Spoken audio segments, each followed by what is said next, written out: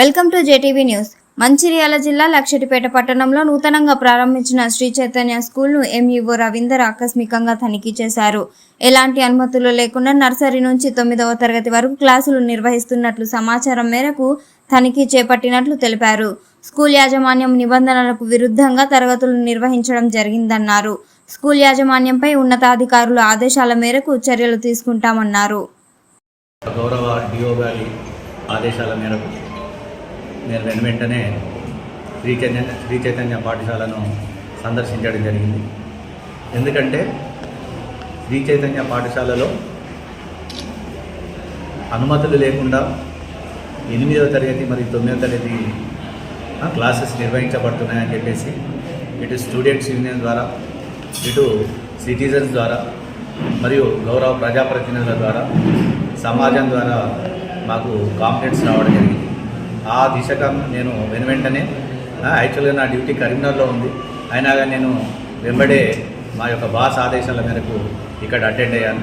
నిన్నటి రోజున కూడా ఈ కాంప్లైంట్స్ మేరకు వచ్చిన వెంబడే మా స్టాఫ్ మెంబర్స్ను, సంబంధిత ఎంఐఎస్ కోఆర్డినేటర్, సిఆర్పిని కూడా నేను వెంబడే పంపించినప్పుడు ఈ 8వ తరగతిలో కొంతమందిని అడ్మిషన్ తీసుకున్నారనేటువంటిది వాస్తవంగా దొరికింది. సో వాటన్నింటిని కూడా పుస్తకాలు కూడా మేము తీసుకువెళ్ళి ఆఫీస్ కార్యాలయంలో ఉంచాము. తదుపరి గౌరవ డిఓ గారి ఆదేశాల మేరకు తదుపరి చర్యలు తీసుకుంటాము. అంతేకాకుండా నేను క్లియర్గా చెప్పేది ఏంటంటే, I am strictly instructing the concern management that you have to run, you have to maintain which the permissions you have.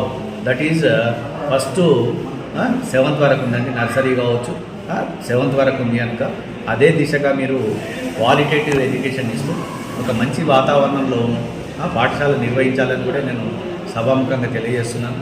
దీంతో పాటుగా ఏదైతే ఫీజ్ స్ట్రక్చర్ ఉందో వాటిని కూడా, ఏదైతే పర్మిషన్స్ కొరకు అప్లై చేశారో వాటినే మెయింటైన్ చేయాలని కూడా నేను యాజ్ ఏ ఎంఈఓగా వీళ్ళకు తీవ్రంగా హెచ్చరిస్తున్నాను.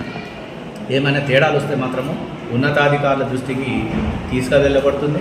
అంతేకాకుండా ఖచ్చితంగా టీఎస్ గవర్నమెంట్ నామ్స్ ప్రకారంగా చర్యలు తీసుకోవడానికి కూడా మేము రెడీగా ఉన్నాము కూడా ఈ సభాముఖంగా తెలియజేస్తున్నాం. ఒకటే అందరినీ కోరేది ఏంటంటే, క్వాలిటేటివ్ ఎడ్యుకేషన్, గుణాత్మకమైనటువంటి విద్యను అందిస్తూ ఒక ఫ్రెండ్లీ వాతావరణంలో పాఠశాల కొనసాగించాలని, అనుమతులు ఉన్న మాత్రమే నిర్వహించాలని కూడా నేను సభాముఖంగా తెలియజేస్తున్నానండి. Thank you. 1 and 1 time.